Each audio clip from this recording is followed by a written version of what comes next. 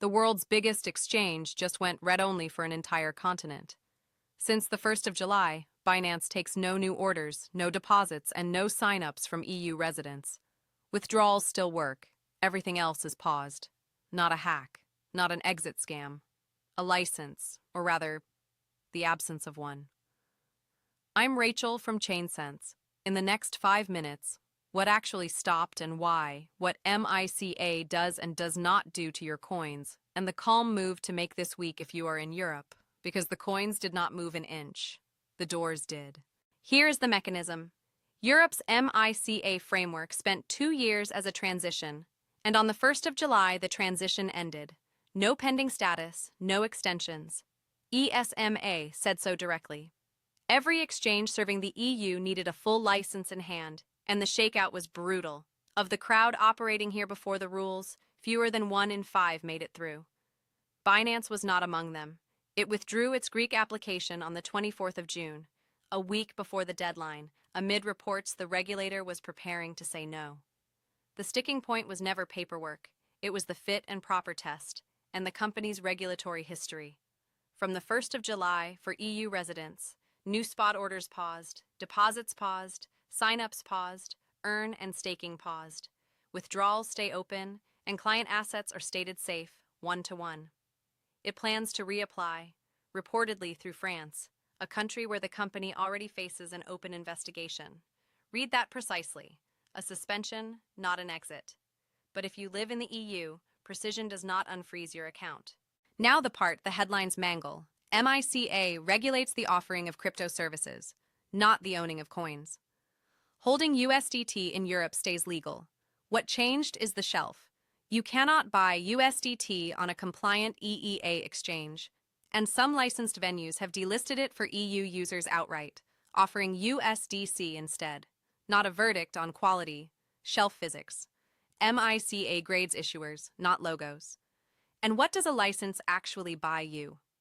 A regulated counterparty, segregated client assets, complaint routes, a supervisor with teeth, an exit route with a legal frame around it. Zoom out. America is running the same play with different tools. The Genius Act builds a federal lane for dollar stablecoins and takes effect no later than the 18th of January, 2027. The UK is drafting a regime of its own. 3 rule books are landing on one industry, and the pattern is identical everywhere. The question stops being which coin exists and becomes where you are allowed to touch it. The full jurisdiction table lives in the written guide linked below. So the calm playbook. Step 1, locate yourself. If you are outside the EU, nothing changed for you today. But the lesson is universal, so run the same check.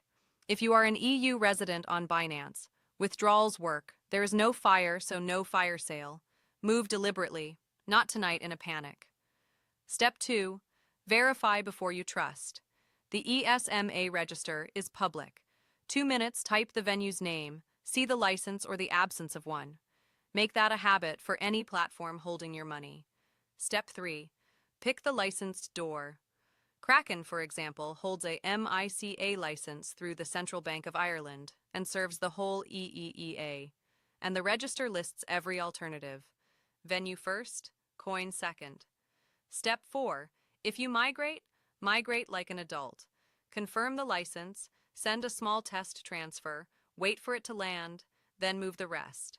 And keep the records. Boring beats, sorry. If a platform makes leaving hard, that is your answer. That is the entire trick regulators just taught the industry, the hard way. One more zoom out before you go. Nothing about this month made crypto illegal in Europe. It rebuilt the shelf.